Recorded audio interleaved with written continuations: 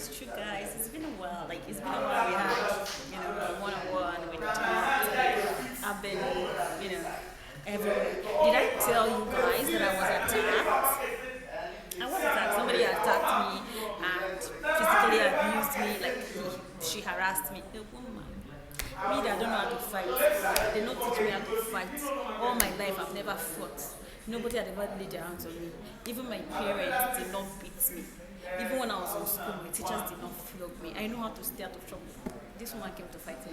We are not dragging boyfriend. No. We are not dragging boyfriend. Don't give me that. I cannot. It's an old woman. But I think it taught me a lesson. I've always been somebody that runs away from people who seem to be envious. You see, witchcraft is not just something because somebody's flying at night or something.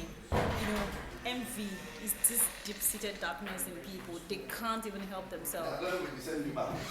Yes, they can't explain it, but they look at you and there's something about you that they do not just like. And it has nothing to do with you or what you may have done to them or about. It is who they are. Now, it takes the Spirit of God. It takes the Holy Spirit to actually rectify that issue with the person. And the person has to be willing to submit to the authority of Jesus Christ. If not, it's not going to work. That's why it looks like, oh, this person don't just like this person for nothing's sake. It's witchcraft. And if you know you're like that, just know that somehow you are practicing witchcraft. How do you know people who are envious? Number one, you meet a person. We're not just talking about how do you know people are envious. You're talking about you yourself.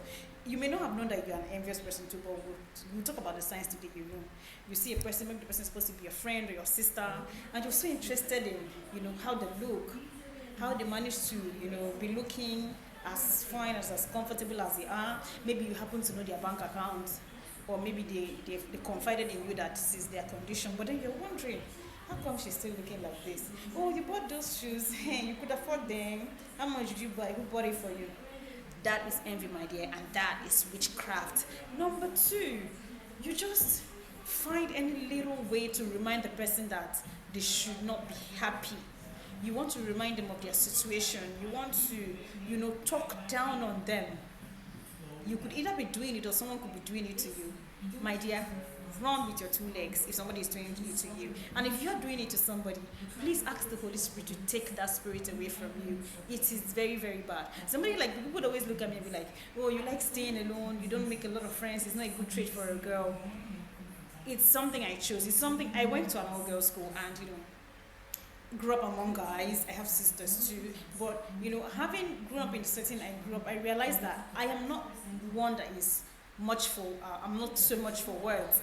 And before I start talking so much with somebody, I may have found the person to be above certain things. That's why even people I try to be friends with, when I realize that, they pick on little things they should not pick on, they are all girly. I don't know how to make friends with girls that are so girly. I am girly to the core, I'm very feminine. But when I'm saying girly, I'm talking about you want to talk about boys, you want to talk about clothes, you want to talk about bags. We can do all that, but we're talking about other things. We're talking about business. We're talking about how to move forward. We're talking about how to, secure the bag in the next 5 to 10 years. But if we're talking about that crap, so when people come and, tell me, oh, it's a bad trait, somebody would think there's something about you. I say no, because the few times I've tried, it's a very little thing like this. You say, oh, Maggie, you made your hair like this. Oh, Maggie, you're carrying this bag. Oh, this bag is 70K. How much is it? Those kind of things are the things that lead to envy, and they're the things that lead to witchcraft. Personally, I like making friends with people who are progressive, who are stepping up the ladder. And when I make friends with them, I am comfortable around them because I want to learn from them. And somehow I believe I also have value to add, so I'm not threatened. So when so many people come around me and next thing they're feeling threatened, next thing they feel like they want to get into a competition, it really, really, it's a turn off for me, so I withdraw to my shell. So that answers your question why I don't keep a lot of friends for a girl my age. Moving on. Number 3, how to know you are witchcrafting somebody or somebody is witchcrafting you. They talk to you, they talk about you to other people. I'm not talking to you about maybe a certain thing you're not doing right, you're doing wrong, or something they should just, in short, it may not just be for any reason at all. They will be talking talking about you to some other people, and you that they should be talking to, they will not talk to you about it. You do something wrong, they are the type that will fan your stupidity. Hey, you're not bad now, you're not be first now. Instead of telling you, babe, guy, this thing you do, you need to enter. You know, they want to massage your ego. And this thing, they are all doing it because they want you to not succeed. They are so curious why you go to places and succeed, places that other people go to fail.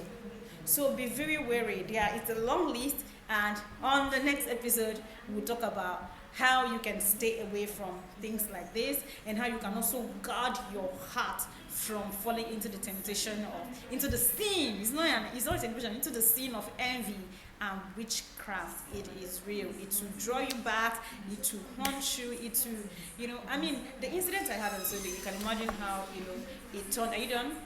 No, almost. Okay, you can imagine how it affected, what I was doing. I was actually working, I was on set, and this thing happened. And I'm somebody that, has foresight, I can see things, but this one, I didn't even see it coming because I wasn't expecting this person to be at that place at that particular time. It just showed up from nowhere.